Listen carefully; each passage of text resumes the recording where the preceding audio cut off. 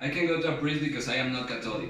I can go to a lawyer because I haven't done anything to consult a lawyer about.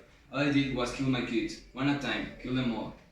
But like, do you mean you actually kill them or? No, but I was responsible. Danny in 1967, Shirley in 1971, and Andy this year. I want to tell you about what's that? Open it. I want to see.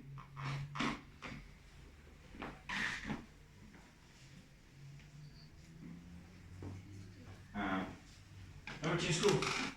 You were saying? I married Rita in 1976. She was pregnant. That was Dini. I love all of them, but we were very happy. When he was 2, he started crying before Rita put him to bed, so we decided to move him to another room and let him cry.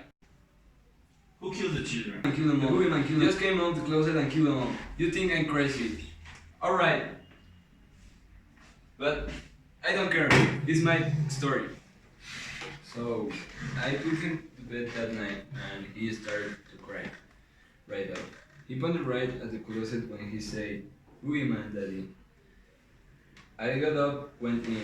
The kid was dead, as white as flour except for where the blood had sunk.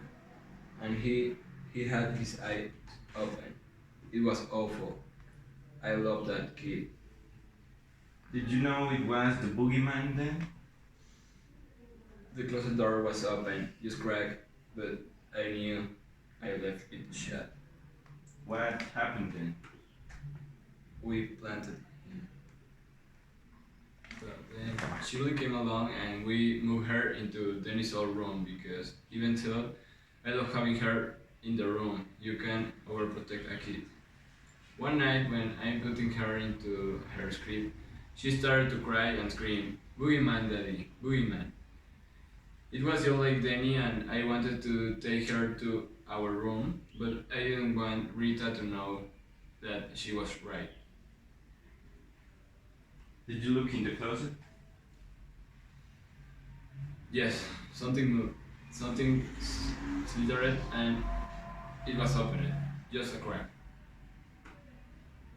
Shirley was screaming about the boogeyman and something else that sounded like claws. Closet? Closet maybe? She was trying to say closet.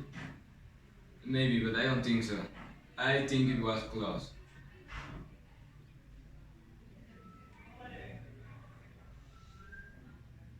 When she died, I found her. See, and she was black, all black. She swallowed her own tongue. She was staring at me, and they were saying, "It got me. Daddy, you let get me. You killed me. You helped me."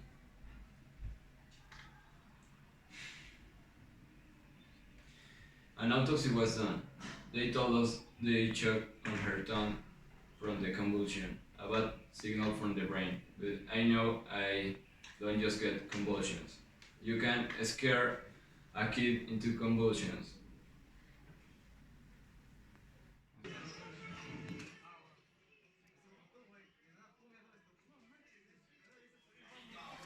What happened when your wife came back? She still loved me. She still wanted to do what I wanted to tell her. That's the wise place, right? She was sort of careless the first 4 or 5 months after. Gagged around the house, didn't sing, didn't watch the TV, didn't laugh.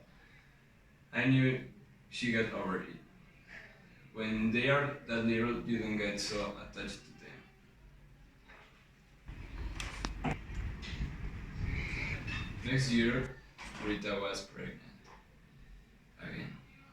And before I can even notice, she's 19 little things singing in the shower and eating pickles like crazy, sitting on my lap and saying things about how it must be God's will.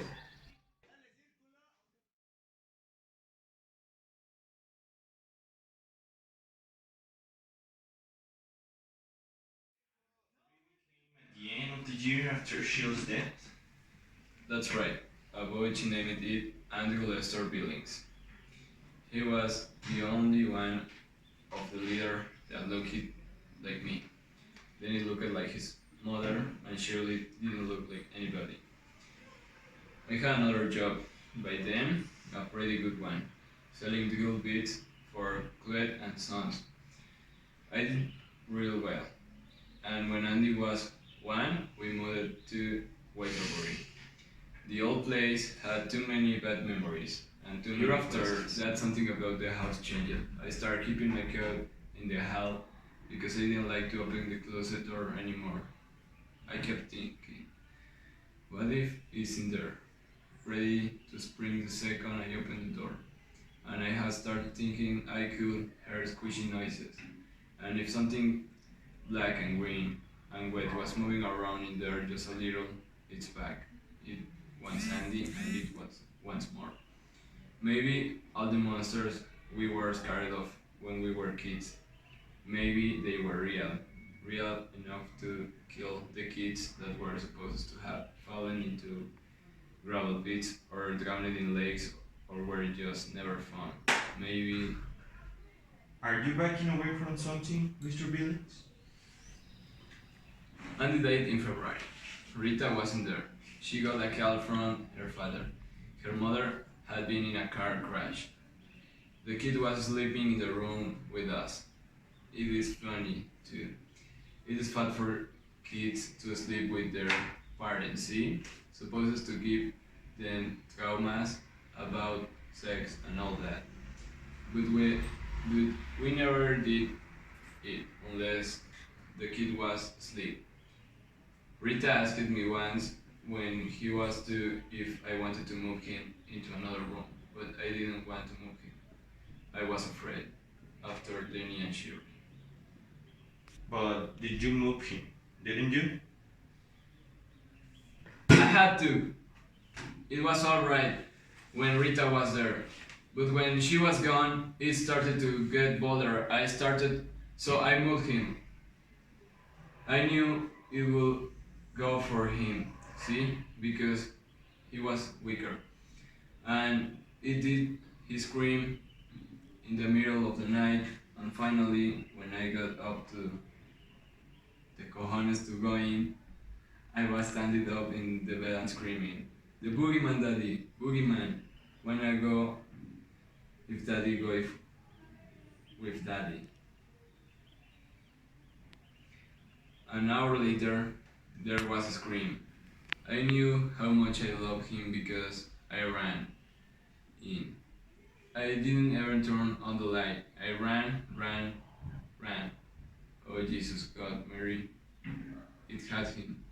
It was shaking him just like a theory shakes a piece of cloth, and I could see something with awful slumped shoulders and a scarecrow head, and I could smell something like dead mouse in a pop bottle, and I heard when Andy's neck broke. I made a sound like ice cracking when you are skating on a country pond in winter.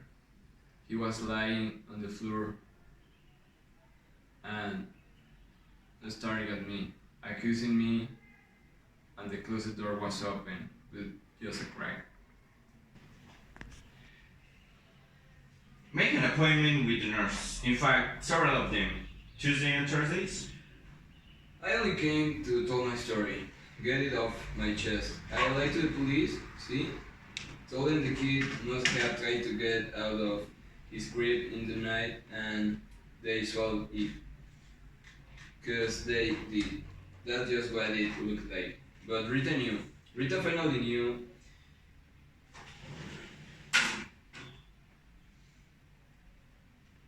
I believe we can remove some of the guilt you've been carrying, but first you have to go want to get rid of it.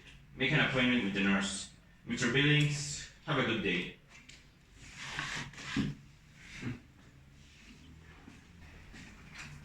Doctor, your nurse is. Oh fuck!